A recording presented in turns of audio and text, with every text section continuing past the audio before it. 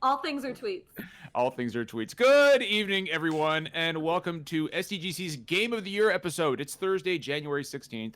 If you're not aware, although you should be, Super Deformed Gamescast meets right here each and every Thursday night at 9 p.m. Eastern Standard Time, where we discuss the latest gaming headlines with a wide variety of panel members and guests. We also do a whole bunch of other stuff as time allows, like a separate show about movies and television, pre-recorded content, and a bi-weekly morning show every other Friday. If you've been along for the ride so far, welcome home. And if not, feel free to stick around and maybe throw us a sub. Every single podcast is archived the next day on our YouTube channel for those who like to watch, and you can find us on all major podcast services for those who like to listen. Good evening, friends and family. How is everyone? It's cold. I'm doing. It's winter. It is cold. I'm high definition. Tonight.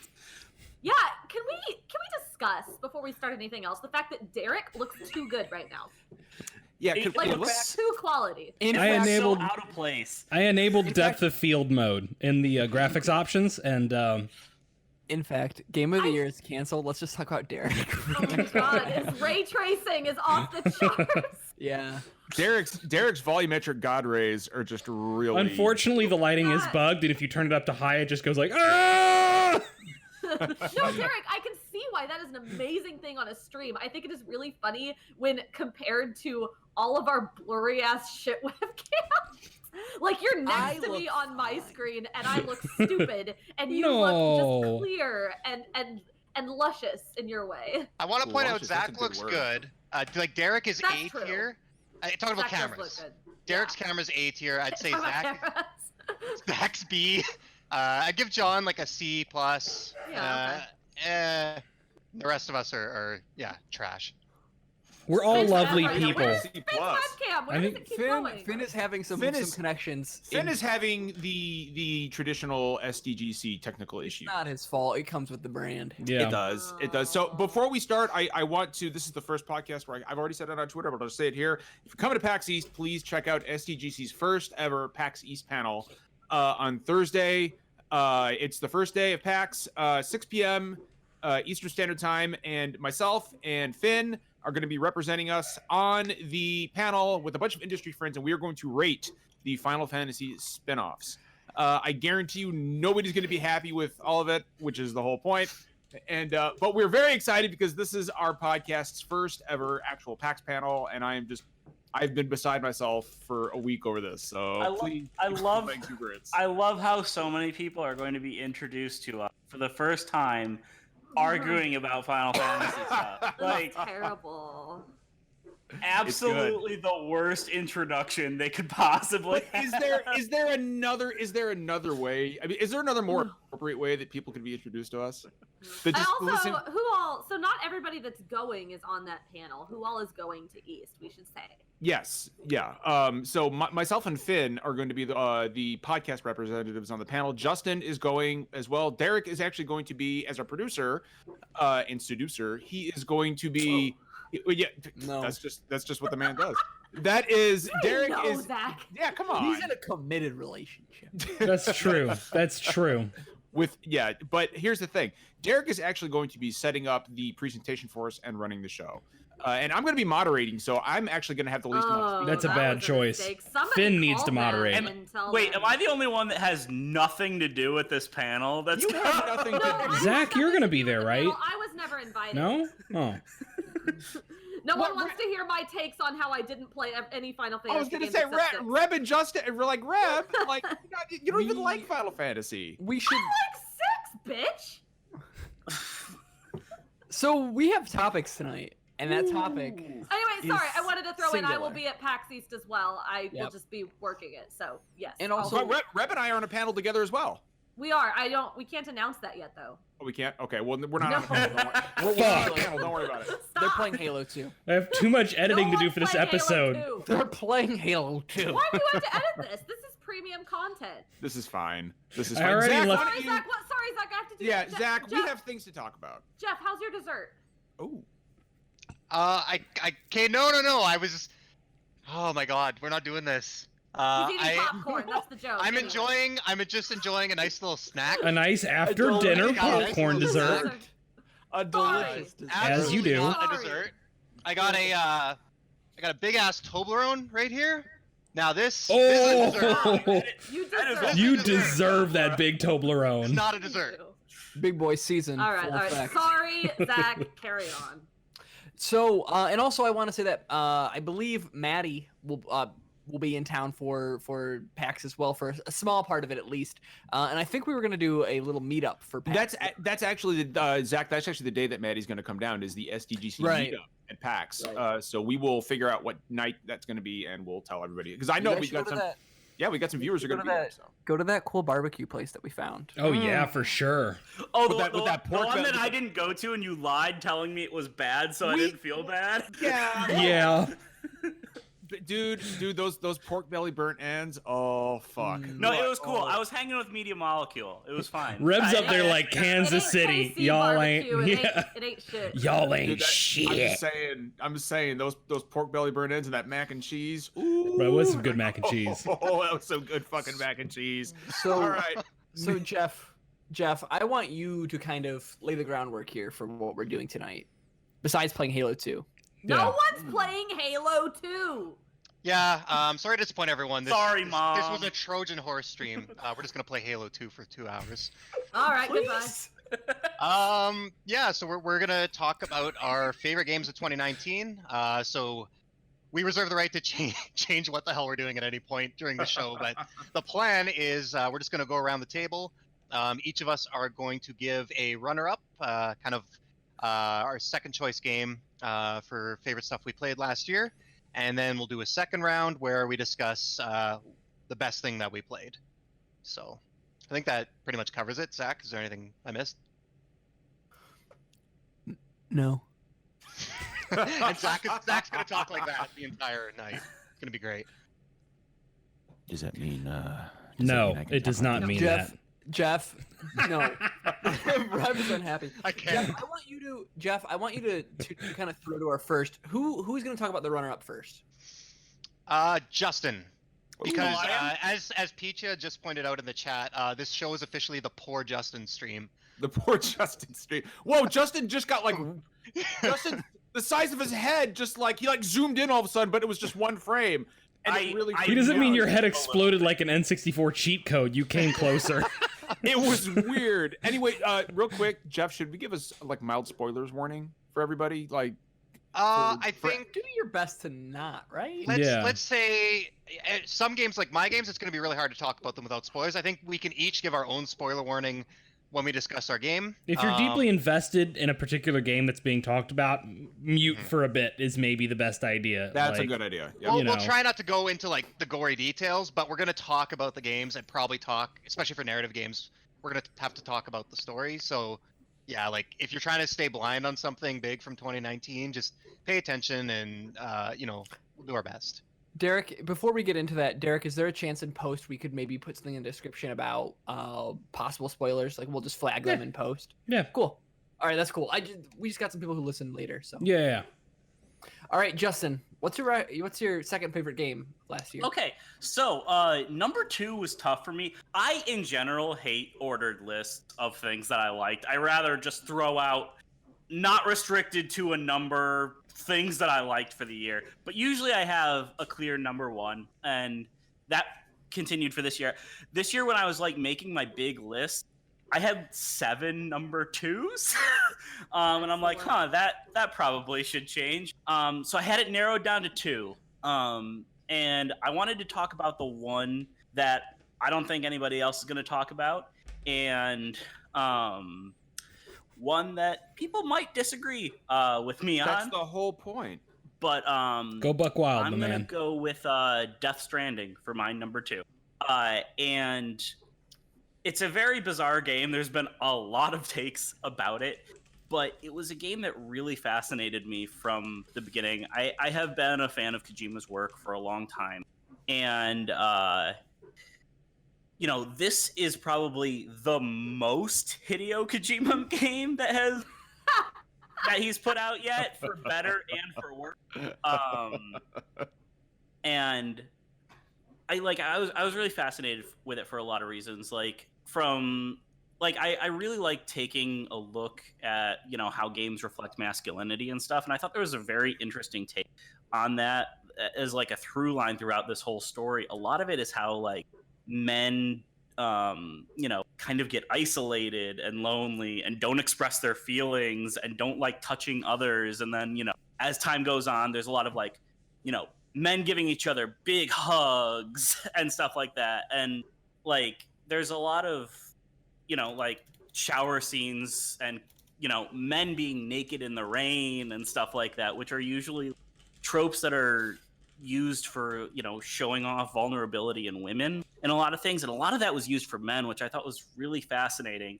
But also just from a pure gameplay standpoint, this game doesn't seem like something I would enjoy. I don't like survival mechanics. I don't like do you like balance mechanics?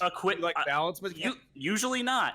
I don't like managing equipment and stuff, and yet I was really into the core gameplay of this, which I never thought a delivery simulator would be something that I would be into. But like, unlike a lot of other games that use a lot of these similar mechanics, I felt constantly in control, and it felt mechanically rich instead of, hey, this meter ran out at an inopportune time or something. I felt like, you had one trigger was put one arm on your backpack and the other one was the other arm. So like you could constantly like go back and forth between how you were physically holding your backpack and stuff. Plus, like, I was really taken with the art design and the world. I'm a big sucker for weird post-apocalyptic stuff, which this delivered in droves.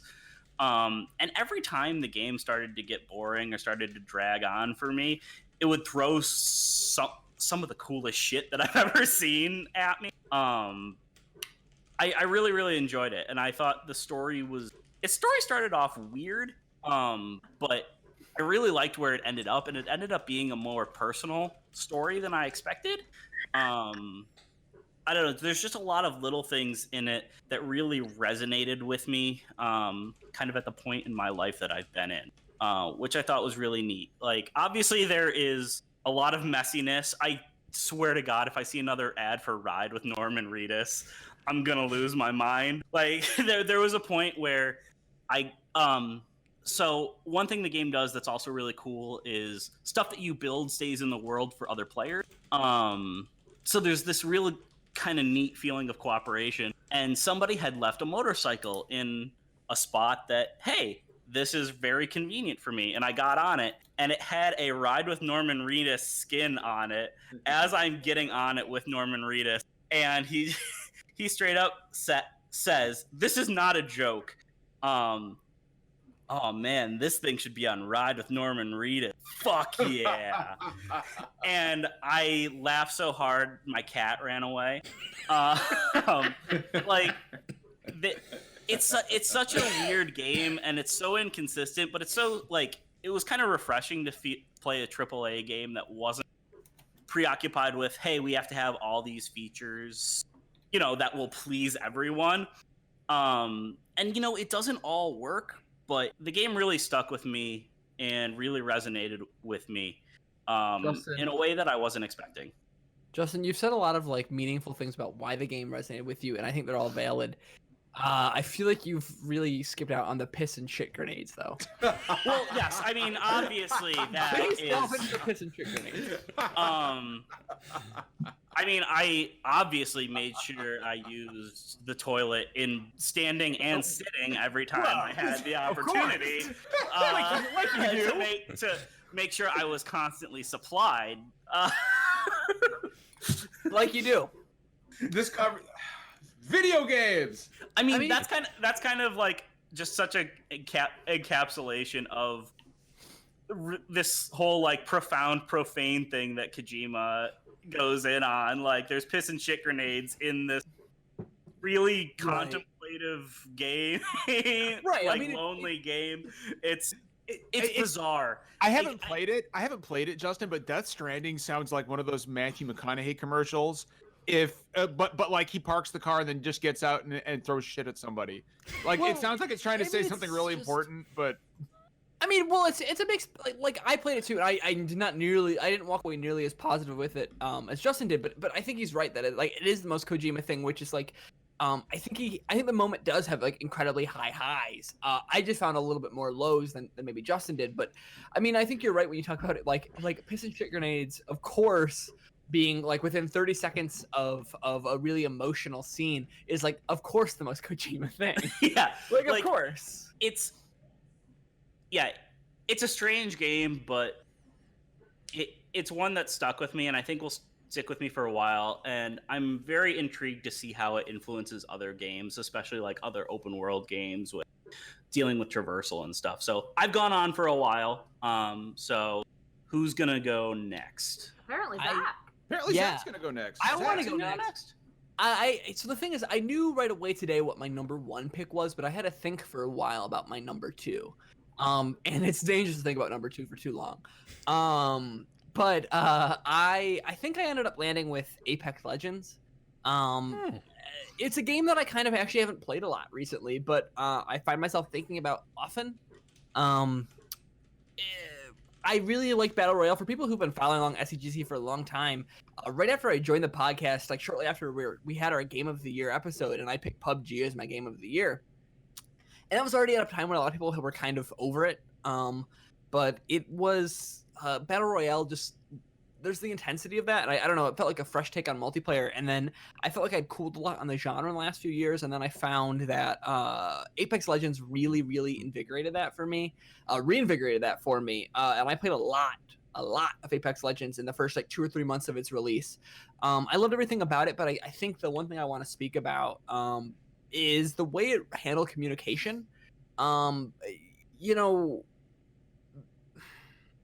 I think one of the hard things about playing Battle Royale games and teams is that you have to use Discord, and then it's always hard to call out where things are. But I felt like what really revolutionized the genre and really multiplayer games, and I'm hoping more games take this advantage of this in the future, is the way it had the contextual pointing. I thought that was awesome, and I love the way that it kind of made a slightly more accessible experience for Battle Royale. It took people who were maybe not as familiar with the game or weren't familiar with first-person shooters and made it a really accessible thing. But I also felt like the introduction of class-based characters into the Battle Royale genre was really refreshing. I also fucking love Titanfall and Titanfall 2, so anything Respawn puts out just immediately resonates with me. I love the gunplay in Titanfall 2. I mean, and so of course it carries over into Apex when a lot of the guns are the same, but I guess you could boil it down to like, I liked the way the contextual pointing works. I felt like it made a game more accessible and more interesting, and it made it so I could get along with people without having to use my mic and be harassed by a 12-year-old. And I also like the guns feel good, and that's it. That's kind of the caveman brain logic, is the guns felt good. Did anybody else spend a lot of time with Apex Legends? Absolutely not. I early liked on, I liked Apex a lot. I wish it had crossplay though, so that we could actually play. I'd play it all the time. Play together. I have like 80 hours in it, but I had that. There was a really bad crashing problem on Right, PC when it came out, and it only affected RTX cards, so I like couldn't play it for the first month. And then by the time I was able to play it again, people were so good. I was like, oh fuck. Yeah, just kind of a bummer. Yeah, I think it's the only multiplayer, like online multiplayer game other than Overwatch that I think I if I had like friends to play with more, that I would play like more often. And I hate online multiplayer stuff, so that tells you a lot about how good it is.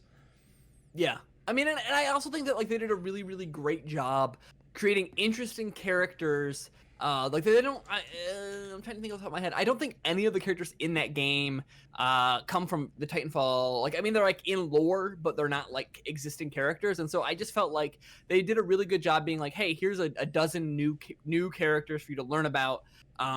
But also, like, I feel like all of them are cool and interesting. And unlike companies like Blizzard and Activision, they thought about inclusion early on. They thought about like, okay, but like, what is this character? And who are they supposed to be, and what is their story? And then they went from who a character is and then designed around that. And I just felt like it was a refreshing way to like show really interesting, diverse characters. My personal favorites, just in terms of like look, is like Lifeline, Pathfinder, and then Gibraltar. Those characters are just super, super fucking cool. But yeah, no, I mean, I loved Apex Legends. It was one of my favorite multiplayer games of all time, I think. I don't know.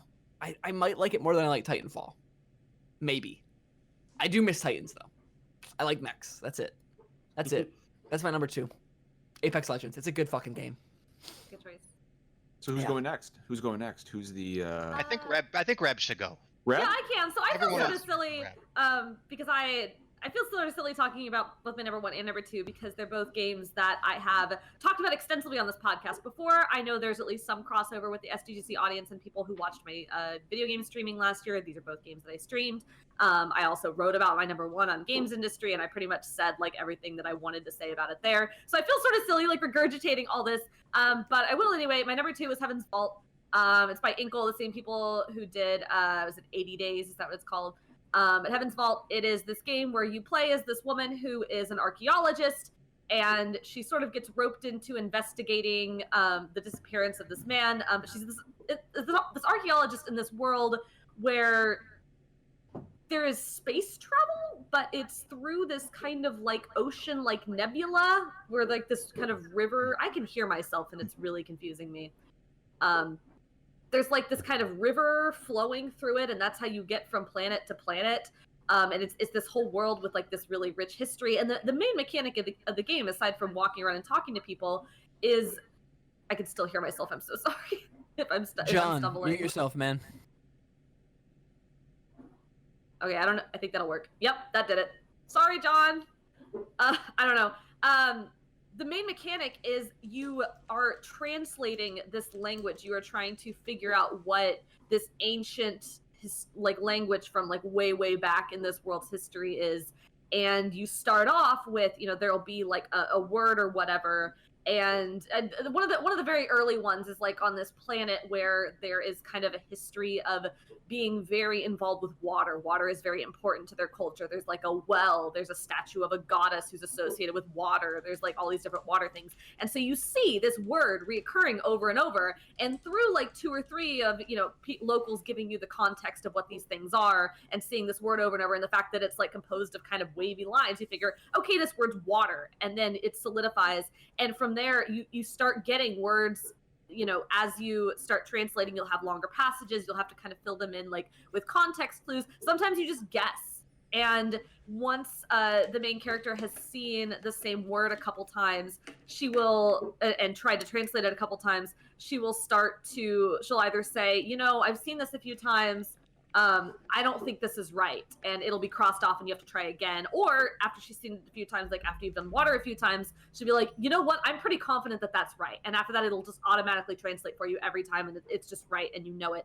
And it's an absolutely beautiful and interesting story in of itself, but the fact that the main gameplay of the game is language, and trying to decipher this extremely like functional language, honestly. At first it's just like very simple things like, okay, water goddess, water source, or whatever.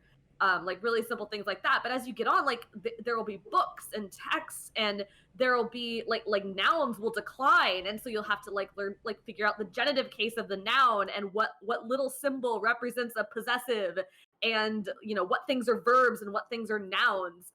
And it's like incredible. You start to develop the sense for the language in your mind the longer you play. And the thing that clicked with me at one point that just made me realize that I know I've told this story multiple times in this podcast, but it was this moment where I found this book on a planet, and I brought it up to my spaceship with me, and it was towards the end of the game. And so I already had quite a few words in my vocabulary, like solidified already. And I found the book in my ship, and I sat down to read it thinking, okay, I'm going to, translate however much this is, thinking it'd be like a few pages and then go back to the game because I was near the end. And it just kept going. I started at the beginning and I started translating page by page by page. And it went. I sat there on stream for an hour and a half just translating, and it was so much fun. The music was so relaxing, and I was just so in the zone, and it was so interesting. And the story, the lore of this universe that I was uncovering was fascinating. The end of the game, I won't spoil it, but there is a constant question throughout the game about whether or not the universe is just a cycle that repeats itself, or if it is kind of a set path and history is history and you move on and you change. And the protagonist very much disagrees with the idea that history is just a cycle and we're doomed to repeat things. She thinks that we can change our fates, and there's sort of a back and forth there. you can do a new game plus where you take all of the words from the previous game with you into the new game, but as you are translating, you discover that all of a sudden all of the things that you have to translate are more complicated and there are even more words involved. And you can also make different choices your second time around and do things in a different order or see different branching paths or kind of make different choices and see it's not a super dramatic change every time, like the game is still the game. You still kind of have like set beats you have to hit, but there's a lot of context that you can get based on the choices you make and the dialogues that you pursue and the words that you translate. And you can I don't have the time, but I've so wanted to start a second playthrough of Heaven's Vault and kind of see where it takes me. This game relaxed me and fascinated me, and I want more games like it that make me do. I love games that don't just lean on me either shooting or stabbing or walking or picking up and putting down or talking to people. Like, the main verb of this game was translate, and that's just wild. Like, why is that a video game? It's so good. I loved Heaven's Vault. You should play it. Reb, I actually I remember watching you stream that game, and it looked. At first, I thought you were playing like a watercolored Tomb Raider at first. It's so pretty. It's a very, very beautiful interesting game. Art style. And it's very zen too, can I say? Yeah. Like I was, and you know what I did actually when I watched Reb stream this a while back is I had it on one screen and I was just sitting here reading something on the other, but just listening to the ambient noise in the game, the sound of the breeze and the sound of the footsteps and looking over and seeing what it was very, very calming. And I can only imagine. Yeah, no. And Reb, this is just on PC? Yeah, for right now. Well, maybe. Did it come out on anything else? I'm looking it up right now because look it up for me. Because I loved 80s Days, 80 Days, and this sounds very cool. Yeah, no, it was fantastic. I have purchased the soundtrack on Bandcamp and I listen to it on loop all the time while I'm working. Oh, no, it's on PS4? PS4, Switch, it's on Switch. PC, and Mac. Excellent. Yeah, pick that shit up. It's so good. It's like... Okay, yeah, I will get this when I get some cash. Let me see how long I played this game for. I can't remember. I don't think it was very long. Well, it was longer than I thought it was. For some reason, when I went in, I thought it was going to be like just a few hours long, but I think it ended up being like 16 or 17 hours total. Oh, wow. Yeah, it's long. It also depends. So you can do a lot of things in any order that you want. Okay, yeah, I have 15 hours. You can do a lot of things in any order that you want. There are certain conditions that you have to meet for other things to unlock. So there's like a specific condition that you have to meet in order to unlock the end of the game. But there are also a bunch of optional things that you may never stumble across. You may run across in different orders. They may give you there are multiple different ways to obtain the information you need to do the thing you need to do to get to the end of the game, if that makes sense. That makes perfect sense. Yeah. That's anyway, awesome. Yeah, let's have a ball. I had a great time Love watching that you game. stream that too. Thank you, Reb. That was a great rundown. Who's going next? I want Derek to talk.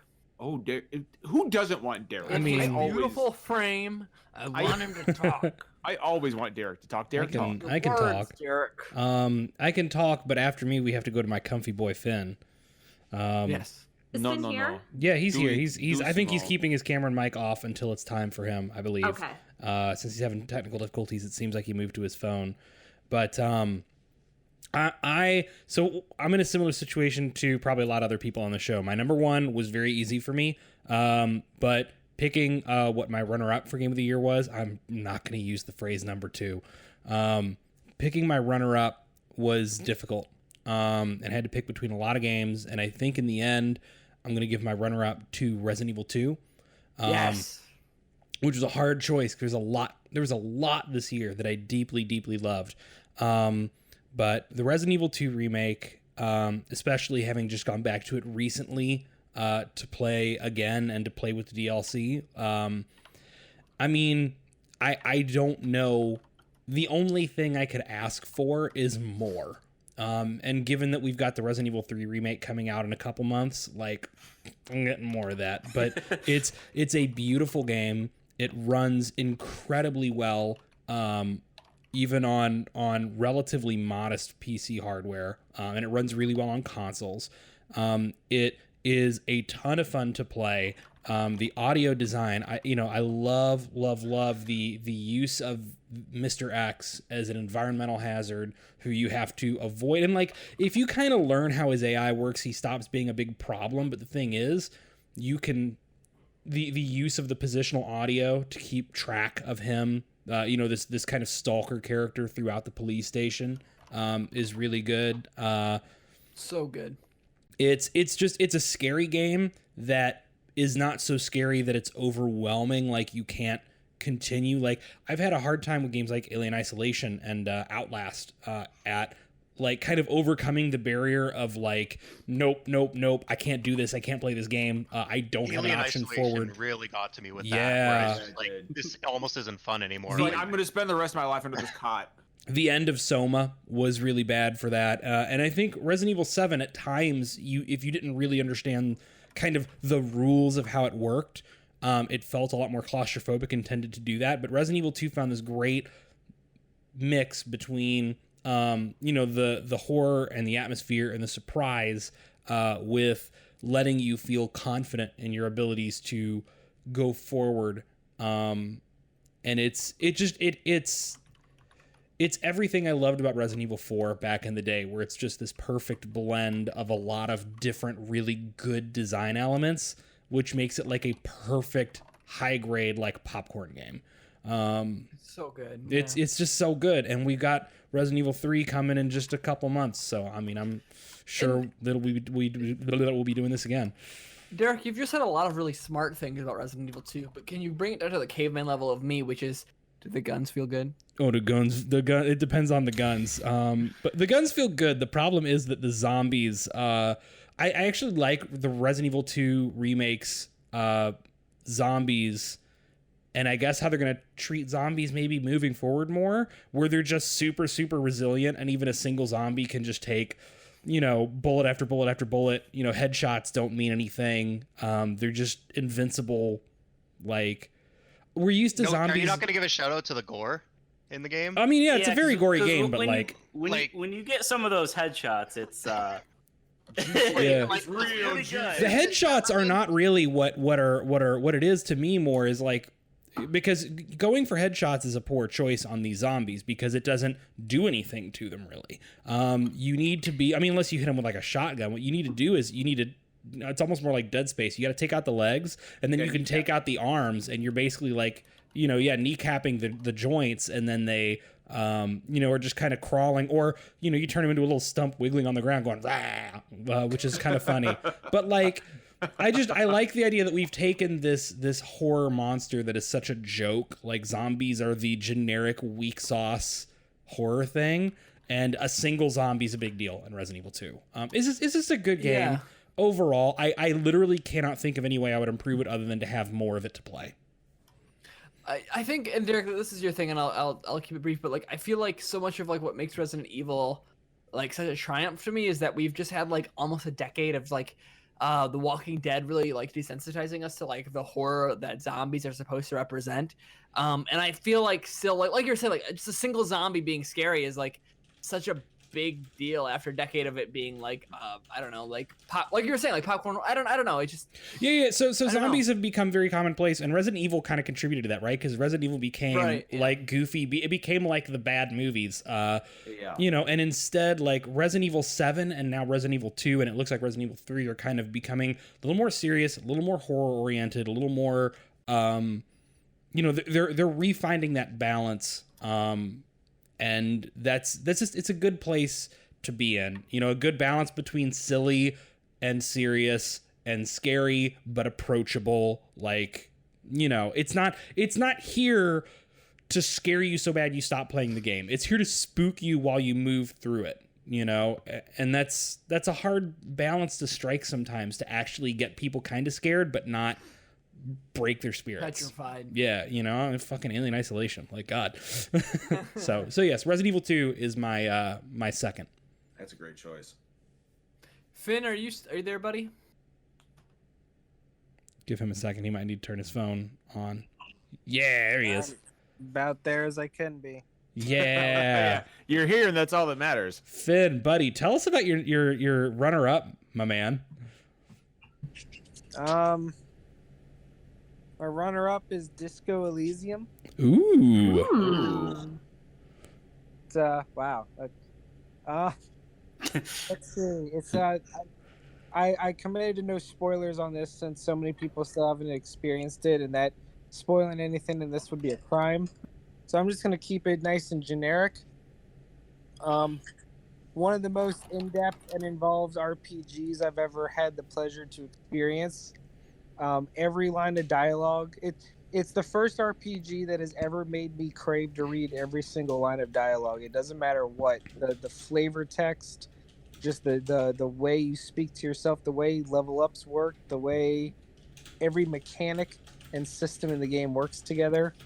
I love the noir-esque just aspect of the game. I like how you can play the entire thing pretty much non-lethally if you want. There's, man, the graphics are unique enough to stay memorable. I don't even. There's no Yeah. combat in the game, right, Finn? Is there combat? There is, but you have to go out of your way. Yeah, it's a dice roll to do it. That's Disco. That's my game. Oh yeah. I loves it so much. Finn, you can talk more if you want about it, buddy. No, I'm good. All right, fine. Thank you for that, Finn. Who's going next? I could go. Go, dude. Sure. Fine, I guess. I'll allow it. You've already gone, Zach. I want to get my number one now. I just want to preface mine with saying, so one of my games isn't actually a 2019 release. I only played, just looking at my list here, I only played 6 new releases last Who cares? year. We make the rules. We say Exactly. done. You're Fucking goddamn Reb, right. with Reb with the We don't facts. have a game of the year police in here. That's right. I only played 6 new releases, and I didn't even like half of them. So if I went by that, my top 2 would literally be the 2 games I played last year. So with that said, my runner-up, which it's funny, this is the opposite of all you guys. You all said it was easy to pick your number 1 game, but your number 2 is hard. I knew immediately what my top 2 games were, because nothing else this year, and actually nothing else in the past decade, really came close. For the longest time, my top 2 games of all time were The Last of Us from 2013 and Final Fantasy VII from like over 20 years ago. And last year, I played 2 games that unseated both of those. So my runner-up is one of those games, and it is Red Dead Redemption 2. This game completely sucked me in. I love Grand Theft Auto, but it's really fucking stupid, and it's really goofy, and everything I like about it has nothing to do with the characters. It's amazing to me. I know it's satire, but it's amazing to me that the same developer can make a game like Red Dead Redemption 2. The writing and dialogue in the game is so good. The voice acting is so good. Everything feels so natural and so well delivered. The world is so organic. I know people. I was completely tuned out of the discourse because I waited for the PC release, so I didn't even read anything about it for you. I didn't even know how people felt about the game. Beyond a few, like, I caught wind of people didn't like the controls, but I like the way the game feels. I like the weight. I like the heaviness. Again, it just made me feel. It made my inputs and character feel connected to the world, whereas some games, like I'm playing Final Fantasy 14 and I'm hopping around on tables and stuff like that and just like clipping through walls, like, you know, like it's very video gamey, but I felt like Red Dead Redemption 2, it just really helped with the immersion and helped sell me on just existing in this story. And I can't go into too many details without spoilers, which is too bad. You know, I will say Arthur Morgan is, you know, this is something I probably have to sit on for a couple of years, maybe more. Right now, I want to say Arthur Morgan is probably one of, if not the best protagonist I've played Wow. Bold. in a game. Bold. It's such a fine line trying to write an anti-hero, and I don't even know if you'd classify him as that. They never try to give justification for the bad things he does. They just present you with this person, and they do good things, and then sometimes they do bad things, and it's just like so natural. I keep saying that word natural, but that's how I feel about the game. Like, it doesn't feel black and white like a Mass Effect or Infamous morality system, right? Like, he will like rob someone blind or beat the shit out of them, and you actually have quite a bit of agency with this too. But then he'll kind of take pity on someone and help him out. And again, just the way the game sells you on his character and how he slowly realizes, like, well, fuck, I've been a complete asshole my whole life. Maybe it's about time I did something good with it, which I guess, is maybe the theme of the game. But and the last thing I'll say, which I will say is a minor spoiler if you really, really care about going in blind, maybe just tune out for the next 30 seconds here. I'll go real quick. But you do play as the protagonist of the first Red Dead Redemption for a period of time in this game. I won't say where, when, or how. And jumping between those two characters I thought was amazing because this character coming in, I was like, wow, there's no way Arthur could be more interesting or more memorable than this guy. And it made this other character feel like a complete, like, I was like, give me back Arthur. Like, Wow. It was just amazing that they managed to up the level of investment in that. And then, of course, all the obvious stuff. The game looks astoundingly good. It is a very beautiful game. I'll give it that. Audio, the music, is just the presentation as you'd expect from the company that just produced the game that sold the most copies of the entire decade. So, it's not. It was dollar sales. It was dollar sales. Sorry. Okay. Yeah. But probably yes, copies too. Yeah. That's so. I don't know. I don't really have anything else to add other than that's a game that's going to stick with me for a long, long time, and I just I'll never forget it. Awesome, dude. John, so I think you're left. I guess is it me? Okay. Yeah, you're last. So this was very difficult for me. My number one was easy, but my number two was extremely difficult, and I waffled back and forth between several games. Fiber helps. For a while, yeah, right, yeah. Finally, I got it out. I got that number two out finally. It's Going to jail, John. No. For a while, No cops. For a while, it was Resident Evil 2, and then for a while it was Link's Awakening, and then I was like, oh, you know what? It's got to be Final Fantasy XIV Shadowbringers. But I don't really like that's, and I didn't want to give it to an expansion as much as I love Shadowbringers. Link's Awakening didn't, I love that game. I've played it 3 times through already, but aside from much prettier graphics, it's basically Link's Awakening. And Derek already covered Resident Evil 2. As much as I love that game, I had to give my runner up to Luigi's Mansion 3. Ooh. Because 2019 was a rough year for a lot of reasons, and I needed a little wholesomeness, and you really don't get more wholesome than Luigi's Mansion. That part that when you find the Poltergust and you're screwing around with Polterpup, I must have stayed there and played around with him for at least 20 minutes and just watched the little reactions on his face as I was blowing air at him and bopping him up in the air. But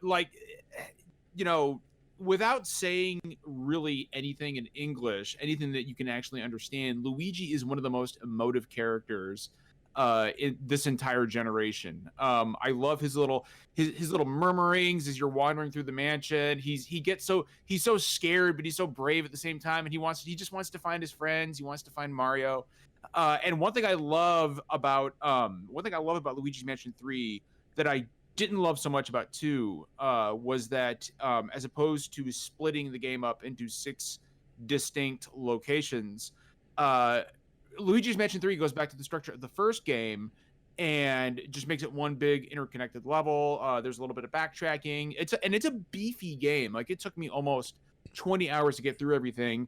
I got all the booze. I didn't get all the gems. There's booze in this game? There's booze in this game.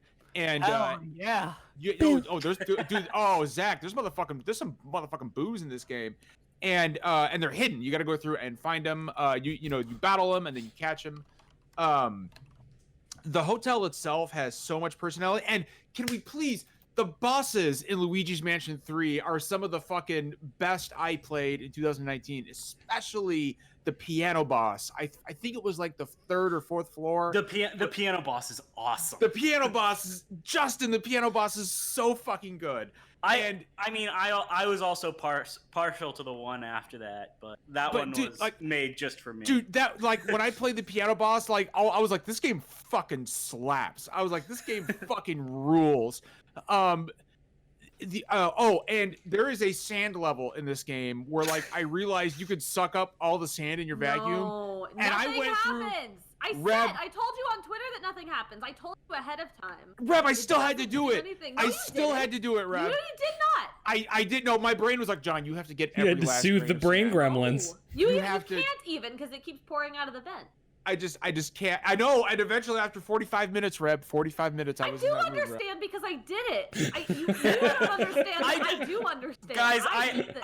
I did it too. Like I know everybody knew to, but we all did it. Yeah, there was absolutely a point about halfway through when I had like all the gems and I had clearly gotten all the treasure in the room, but there was still like all this sand in the corners, and I'm like, I've gotten everything. I need to be done.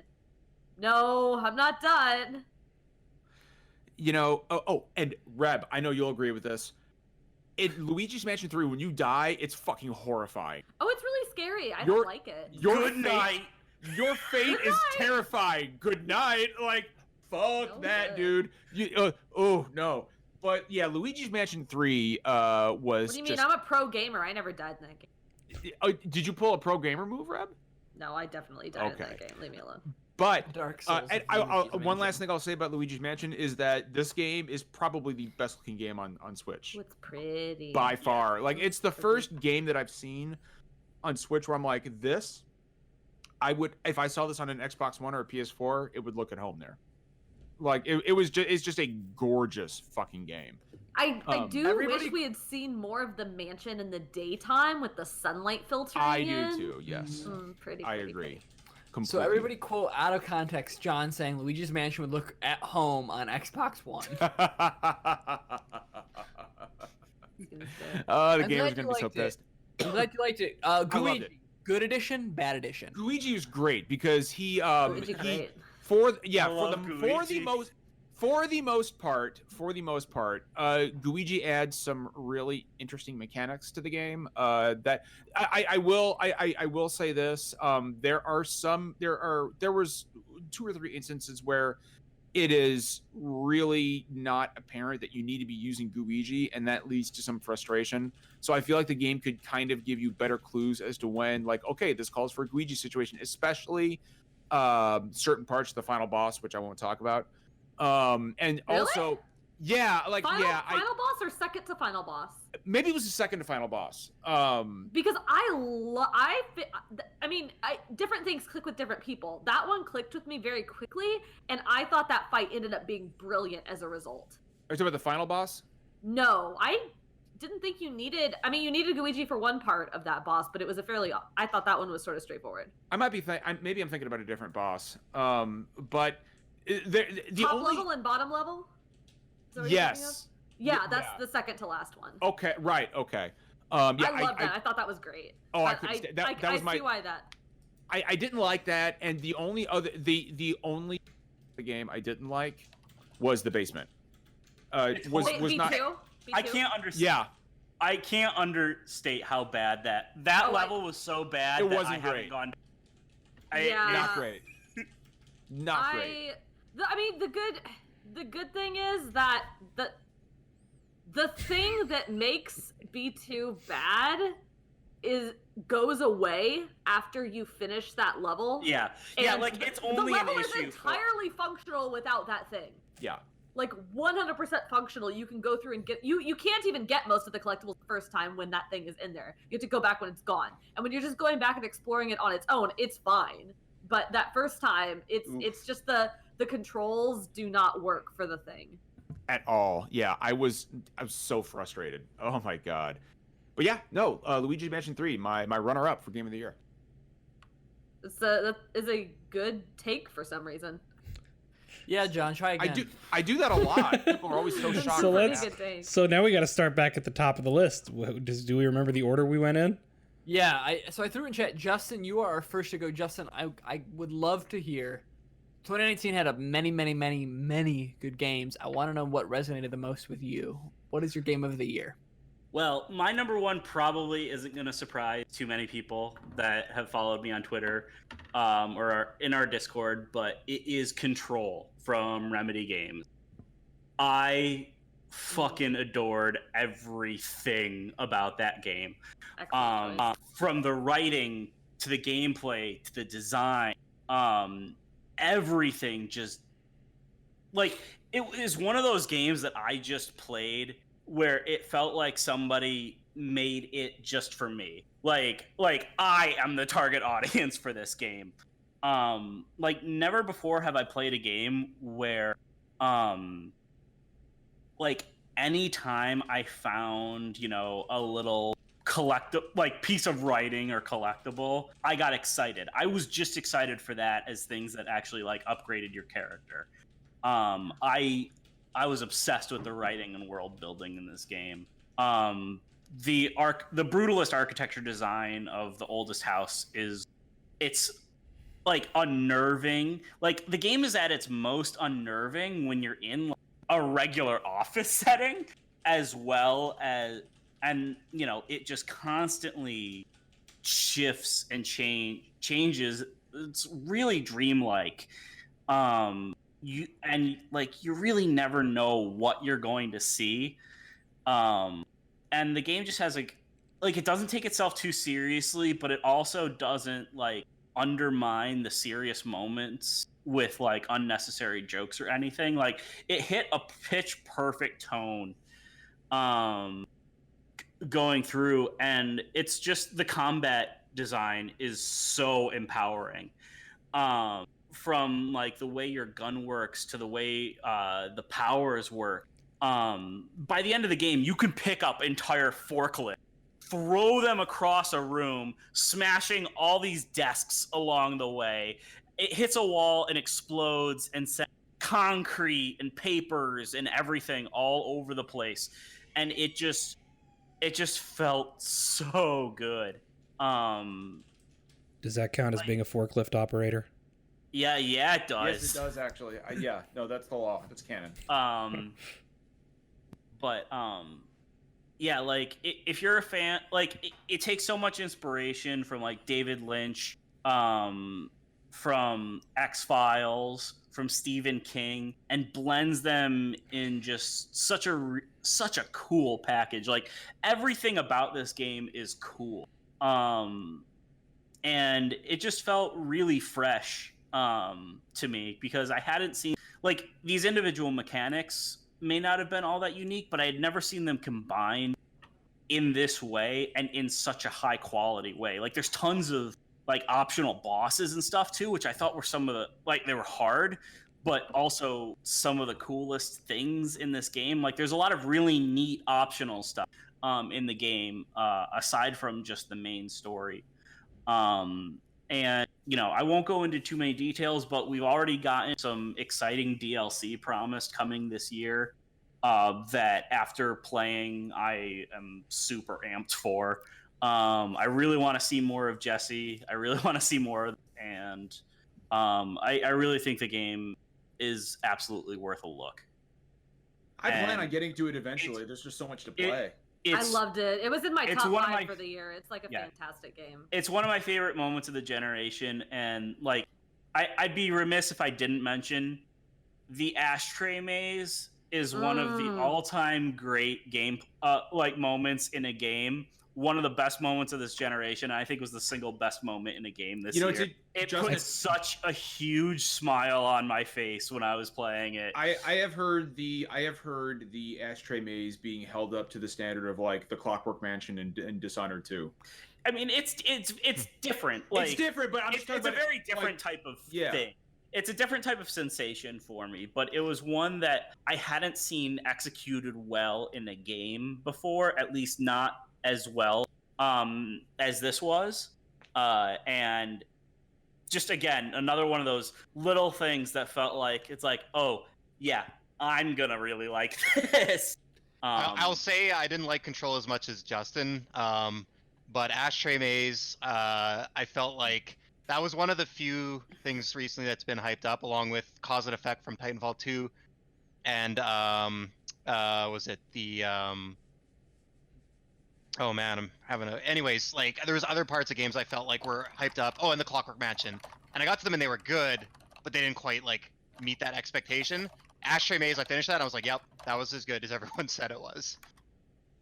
I do want to add, like, I realized that this had been an angle that I had in the back of my mind, but hadn't really like super thoroughly explored. But Gita Jackson at Kotaku wrote this article earlier this month called "The Sexiness of Control," and it's a really good article.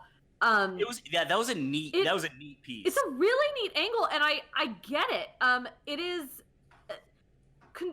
basically the angle is that playing Control and being Jesse Faden feels really sexy, and she is not a sexual character like in the traditional sense, but she is sexy, and it feels sexy to play this game because she is a woman with power. Like she has, I mean, it's the name of the game. She has control over the, she's like throwing shit around. She has this cool ass gun. She has like control over this bureau. And it's a really good piece. And I encourage you to go read it if you just like want a different way to think about control, because it was something that I had not explicitly thought of. But when I read it, I was like, yeah, this game felt good. And I identify with these feelings. This is great.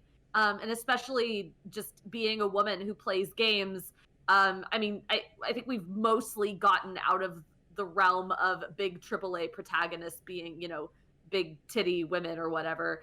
But it is not common to feel like a very powerful woman in control of a situation. I think Horizon Zero Dawn probably did that pretty well too. But this was a cool game with a cool feeling. I will actually link this article in the chat because it turns out that Googling Control sexy does not get you. There's some Bing really works. cool articles about Yes. Control out there. That was a really neat angle.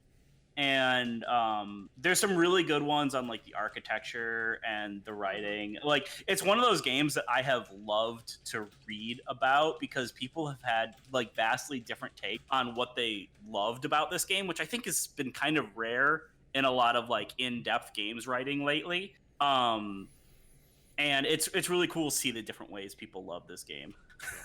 I think, like, speaking to both of your points, like, I feel like Control worked for me, and like, both Jesse as a character, but also the game itself is, like, it just was, like, Remedy is at their most confident here, which is wild to see after them, like, get their lowest reviewed game of all time with Quantum Break. Like, it's weird to see them follow something so confident, but, like, it carries over into the character design and the world design. And even, like, their willingness to be like, yeah, a lot of our explanations are going to be in fucking pieces of paper that you're going to find around our world, and you're going to fucking like it. And they will, and, like, it works. It's an incredible game. I'm glad you highlighted it.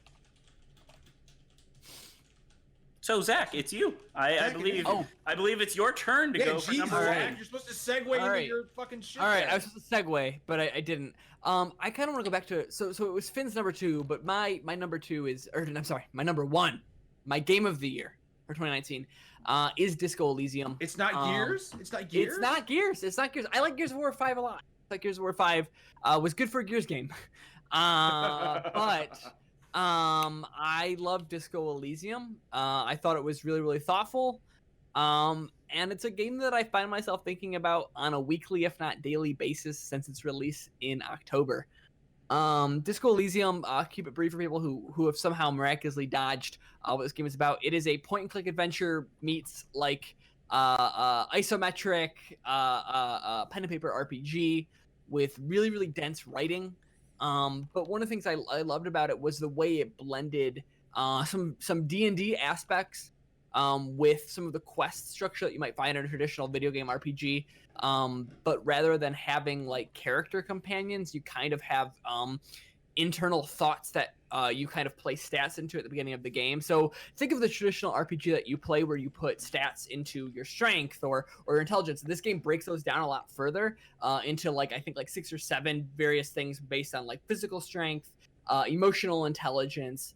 There's like four major categories and then a bunch of ways to break it down from there. And then those end up being voices that your character considers in dialogue, and then they kind of give you avenues to which you can kind of pursue different leads. But it was like this really, really interesting way to kind of put a new take on pen and paper RPGs. And I kind of just found the character to work. It's weird. The game shouldn't have worked as well as it did for me. It is based on a trope, which is like you're playing this character who's had a long career and then has amnesia suddenly. Like that shouldn't work. That shouldn't work. It's like, I mean, it's, you know, it's a trope. It's absolutely a trope. But the way it kind of was about a cop who had, after decades of working cases, had just was on a very, very long bender between drug and alcohol abuse. And the way your character, how that colors your output on the game and the world you're interacting with, but also how you can interact with the systems is like really smart. Sorry, I took notes because I didn't want to miss anything. No, that's good. No, that's great. Also, I'm glad I'm you took allowing notes. one cop. That cop specifically. Yeah, I was great. wondering when Disco Reb cop was going to speak up about Disco that. cop. One Well, cop, and that's fine. I guess I want to talk about that because this is where you play as a cop, but it's written by people who, understandably and reasonably, and in a way that I deeply appreciate, are incredibly skeptical of how authority works in society. And you play a character who, like, so one of the biggest issues I have with RPGs, and I think it's really common now, especially in the last few years, is people want to play an RPG where you can project yourself into a character, and you want freedom, but you also don't like one of the things that really puts me off is like, if I can pull really far to the left, it can bother me when a game is like, yeah, if you want to be a leftist, that's cool, but also you can be a fucking Nazi in this game and we're not going to judge you for it. And like, that's fucked up. Like, you should probably fucking judge your player base if they want to play as a fucking Nazi. And this game does that. And Disco Elysium takes it further, which is to say, like, it's critical of every political standpoint, but obviously some more than others, and fucking fascists get called out. But something that I also appreciated was its willingness to point out every time you decide that you want to make a centrist take. Like the game would be like, both sides have pros and cons, and I'm really intelligent. Would be like, I think like a prompt the game would give you, because it like wants you to like address it. Like, yeah, of course you're trying to find the fucking the middle ground here. Isn't there like a trophy or something, or like an achievement that's Yeah, like so bullshit like, centrist or something like that? Yeah, so there's the person you are in the game, and the game will kind of way you play, but then there's also like the type of cop you are. So natural to my true self, as people on the podcast know, maybe not people who watch, but people who are in our DM, I got labeled as the sorry cop because I apologize constantly. Really? Which is funny. So like, but the prompt is like, you're the sorriest cop, constantly apologizing, never willing to take charge, and like, which was like a really cool way that you could kind of inject yourself into it. I've seen some criticism for the game that I respect but maybe disagree with, that calls the game nihilist. I actually think this game cares deeply and has a lot to say about current society. It is modern politics meet like post-Soviet Union era Eastern European nations. It is set in a fictional location, but the way they tackle class warfare and the ways that unions can empower workers, but also the ways that some people could exploit unions is also like so crucial to its plot. I won't spoil how it plays out, but like I guess one last thing I'll say, I'm being long in the tooth here, to use John's phrase, is even though I really love the character you play as, I also love Kim Katsurugi, who is like your partner in the game. He's like the one character who's really in your party, so to speak, but like he is from a rival district where you're kind of like in this, like a crime happens in an area, I won't spoil it, and you are sent to solve it, but also so is Kim from a rival district, because there's like a disagreement about whose right it should be. And so instead of saying I get the right to do this or he gets the right to do this, you just do the case together.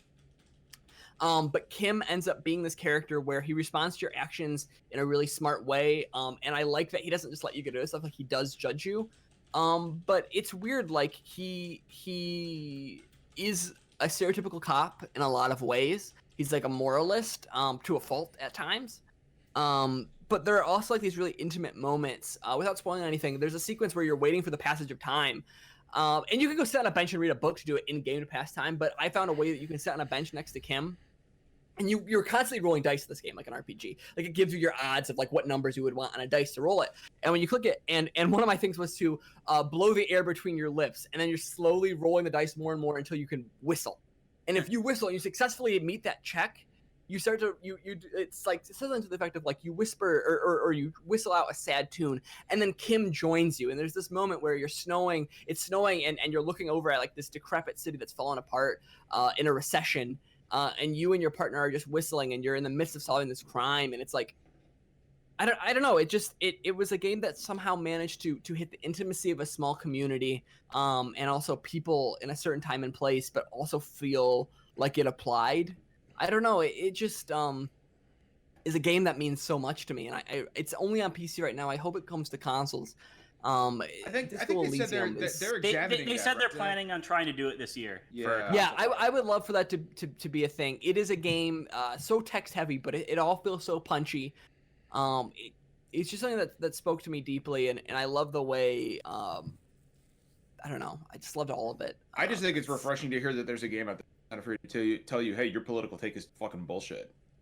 Yeah, I mean, right, like that's everything with RPGs in recent years, which is like there is the, so much of it is black and white, and then games like The Witcher that delve into the gray, but so few of those games are actually willing to challenge you. Like this game is not afraid to break the fourth wall in a way that like I found at times confrontational and uncomfortable, but also like so a fair criticism with this game is like occasionally one of your dialogue options will be like sexist or bigoted or otherwise something that like I obviously would find fucking terrible. But I appreciate that those options are in the game, not because it gives you the flexibility, but because if you click those options, the game will like fucking call you out. It's a game where like the options aren't just there for you to explore them. It is to make you think harder. I think that this game cares deeply about the current politics of the United States, but also the world made by European developers, largely. But I mean, it's just I don't often come onto SDGC and be like, you should absolutely play this one game. I don't care what your tastes are. You should play this one game. But like Disco Elysium is absolutely that. It is about a 20-hour experience. It could be a little longer if you want to tackle side projects. The writing is strong, and I haven't played a game as resonant. I loved Gears of War. I loved Apex Legends. I loved Resident Evil 2. But nothing hit me like Disco Elysium hit me. I have not known a single person to say anything really negative about this game at all, which is super. I'm sure there are negative takes, and I'm sure they're valid. Like I'm actually deeply curious to see how this game aged, because I was a lot younger, but I was someone who came out of BioShock Infinite liking it, and years later, holy shit, I've got a long list of issues. So I'm so interested to see how this game ages. The only counterpoint I've heard from people, sorry to interrupt you, Zach, I was just going to say the only somewhat negative I saw, and maybe not a negative, is I just know some people were turned off by the wordiness of the game, like the amount of dialogue and the flowery nature of it. That's the only like pseudo negative thing that I have heard. I would say that this game, and like to a point where I let it get away from it, the game is probably pretty fucking pretentious. It probably is. But it fucking worked for me. I don't know. I liked it, and I'm not a fucking reader. I don't know how many of you guys are like hardcore people who like crack a book a couple times a week. I am not one of those people. But I played this game and beat it in like 3 or 4 days. Did Reb have her hand up? I did. I read it. Sorry, Reb. No, I was just saying I read. Okay. Yeah, that's Reb is one of the literate members of SDGC. Perhaps the only literate member. I really want to play it. I have not had the budget to buy extra games beyond the ones that I have already bought for various other reasons. But I keep looking at it and I'm like I have to. Tokyo Mirage Sessions comes out tomorrow. I got to get that and do some guides for it. So that's gonna eat up my time for a while. But I just keep looking over at Disco Elysium. Like I know I will love this. I know it. I want to play it. So good. I also like, and even if you don't like it, like I want to do a second playthrough when I get a chance and do a different build. But okay, wait. Can I do two quick things? In the game, there's some. So as I said, there are like these subcategories that go into like your emotions. I know we're running late on time. I'll shut the fuck up in a minute. There are two things that I find really good in the game. One of them is drama. You can invest skill points in drama, but it's not just like emotion. It is like your character is like into theatrics. Like your character will like do like you will get prompts to do like dramatic gestures to like get reactions out of people, and it's like your character, like you can be an absolutely corny person, but also like there's this thing called shivers I think, or yeah, it's like, but it's about being in tune with the time and place that you are in the game. There's actually a really weird skill check in the game around it, but it is like this skill check where like you'll just be looking at something and the game will be like, you'll be looking at a wall and your character will like just contemplate all of the history that wall has seen, and it's like there's just like really weird, like it doesn't really do anything to elevate like the plot. It's just like, I don't know, the game just gets caught up in its own bullshit in this way that's like really meditative but also like pretty masturbatory, but like it's, I don't know. I mean, again, this game's pretentious as shit, but like I'm so interested to hear the rest of you play this. I mean, it's just easily one of my favorite games of all time. I really enjoyed listening to you talk about it. I've talked too much. That was a I really have really enjoyed talking about all right, well, I'll shut the fuck up.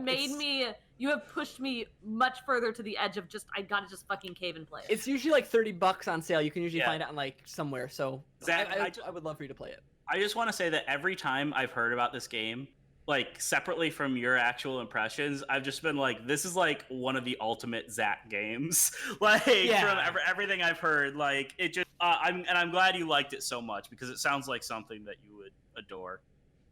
Yeah. All right, who's next? I think Reb was the next person. Reb. That's Reb. Oh boy, yeah, this one. I mean, you know, you all know my game of the year. I wrote a damn article about History.biz. You can read it. It's Eastshade, of course. I played it early last year. I think, you know, it feels kind of weird coming after Zach because I don't have any like deep political takes about this. It's a game where you show up on an island. You're this unnamed player character. You show up on an island called Eastshade. Your mother has passed away. That's kind of the premise.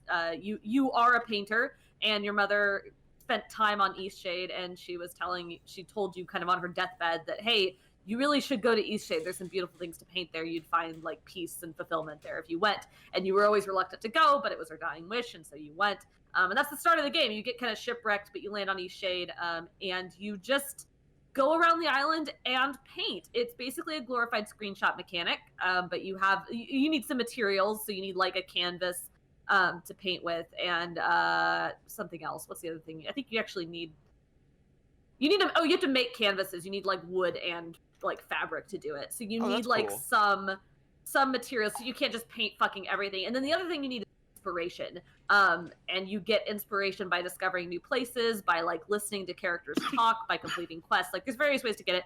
And then there's also money. And those are like the three video gamey ass mechanics of Eastshade.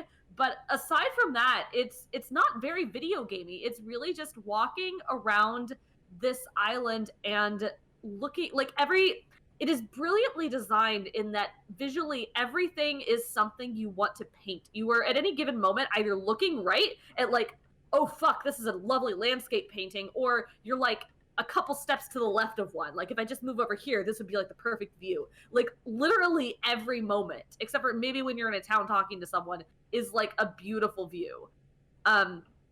And really that's it. Like your goal is I think there are 4 main like visual things on the island that your mother has requested that you paint. And when you complete all 4, you can get on a boat and leave the island, and that's the end of the game. Sorry, spoilers. There's a little more to it than that, but that is basically it. A couple of them are kind of gated behind different things you could do. Like you need money to cross this bridge to get to a certain part of the island. At some point you do have to kind of go around the back of an island to get to this glacier.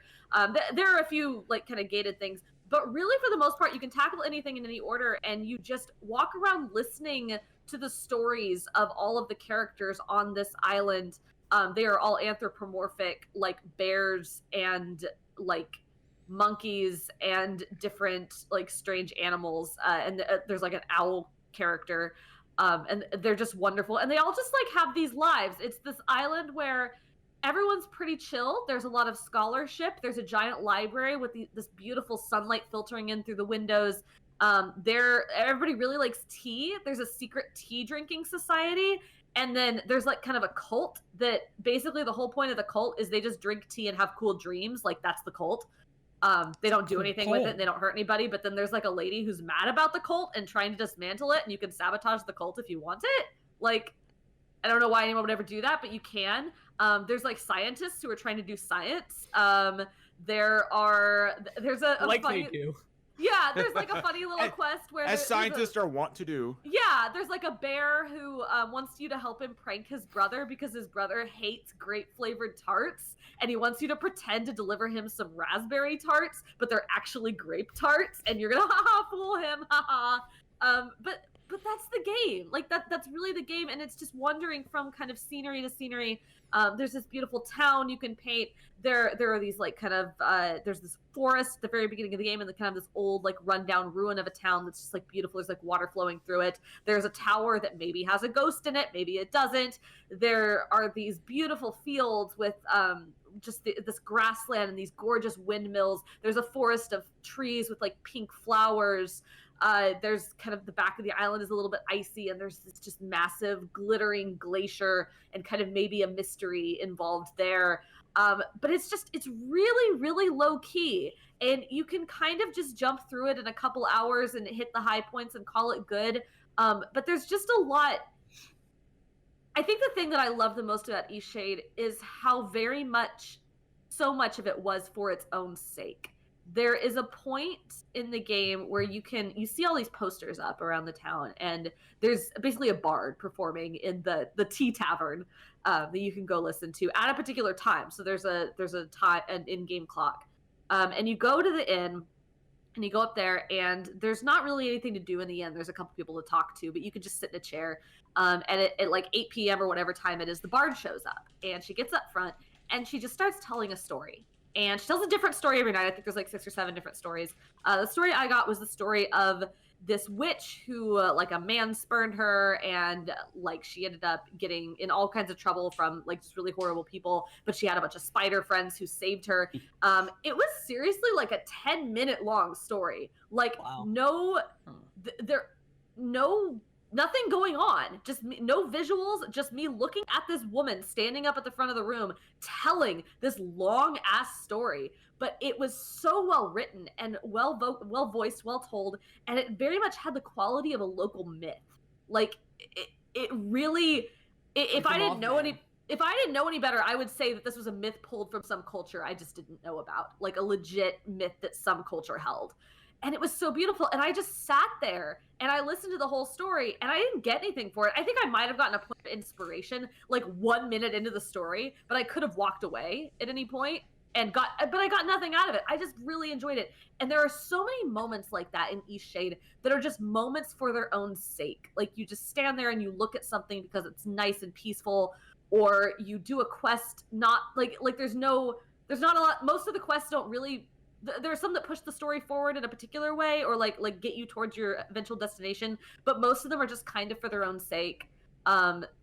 It just is like for itself, and I needed that early last year. I was having a rough early year last year. Some stuff went on, and so just being able to sort of relax into this world and just enjoy things that I already enjoy. Like I love goofy animals and tarts and tea. And pretty scenery and things like that. I mean, it's very cozy, and I love cozy games. And it just, I don't know. There was never a moment. It's like 10 hours long. Never a moment in Eastshade where I was unhappy or bored or frustrated. I was just happy, start to finish. And I want more games that make me feel that way. Like I don't. After playing that, I don't really know that I want to play. I'm bored or annoyed or unhappy for long periods of time. That's a really great breakdown, Reb. Yeah, it's Eastshade. You know, Stormageddon in chat mentioned this, and I know that it's kind of a trope at this point, but this sounds like it would be really good on the Switch. Just like lay in bed and have like a hot cup of tea and like pull a blanket over yourself and just play Eastshade in bed. It sounds like it was made for the Switch. It recently got ported to some consoles, right? It's on PS4 and Xbox I know One. that. Okay. I think it would be great for the Wii U gamepad, like drawing, Yeah. painting, a little stylus. Yeah.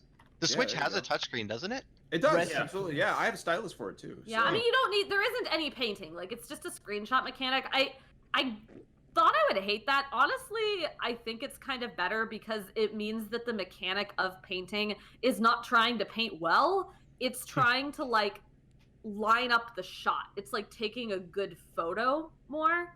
Also, you can like drink different kinds of tea to change like the color and contrast of your vision, so you can get like real weird and high on tea. It's great. That's awesome. That's all. Yeah, Okay, I loved it so much. who's next? That would be me, I believe. Is that you, Derek? Yes. All right, and then Derek, I Derek, think what it was your- goes Finn, and then Jeff, and then you. Okay. So, All right. so my game of the year is probably not a surprise. I've been talking about it a lot. Is Outer Wilds, not the Outer Worlds, which is the game Right. from the former Fallout New Vegas devs that is very Fallout style, but Outer Wilds, which came out much earlier in the year. Outer Wilds is this lovely game where you are basically exploring the universe, or you're exploring this solar system, and every I think it's 22 in-game minutes, the sun goes supernova and the game ends, and you have to go back to the start. So you have this Groundhog Day loop where you are flying around the solar system and, you know, landing on all these planets and exploring and trying to find out kind of the mystery of this alien race that kind of came before yours and what's going on with the sun. And there's not really like when the game starts, there's not anything to do but explore and learn. And as the game goes on, it kind of leads you to build towards some actual goals. But it's just a lovely game. It is incredibly creative because all of the different planets change as time goes on from the beginning of a like time cycle to the end of that time cycle. So for example, you have two planets that are like, well, really like two planetoids that circle each other, and one is they're the Hourglass twins, and one is the Ash twin, and one is the Ember twin. And all the Ash twin is covered in sand. It's almost entirely sand. And as the 22-minute cycle goes on, more and more sand leaves one and goes to the other. So at the very beginning, if you rush, there's all of these caves and areas to explore and things to do on the first planet. But it begins to fill up over time with sand, blocking off areas that you can now no longer get to, but opening up certain caves that you couldn't have reached before due to not having like a high enough floor to get there. But the other planet is now losing sand and showing more and more of what was buried beneath that sand. And every planet has something going on that changes it dynamically over time. So you've got to constantly go back to all these places and explore all these different things at different points in time. And it's a very fun exploration, no combat kind of game. But I think what really resonated with me is it starts off as just this fun, quirky, weird, like we're going to space and the sun's blowing up and we're going to explore the planets. And over time, Outer Wilds begins to instill this real sense of kind of almost depression. As you meet these other characters. I don't know if anyone else here played it. I played a little bit, didn't finish it. Yeah, as you meet other explorers, there's a couple of other explorers, one on each planet that have previously been sent out, and basically everyone's failing, and no one can figure out what's going on, and you're the only person carrying any knowledge over from run to run, and you can't find out how to stop the sun from exploding. And you keep getting led towards ideas and then finding out that you're wrong, or led towards solutions and finding out that they already tried that and it didn't work. Or being led towards what you think a cause might be and finding out that wasn't a cause.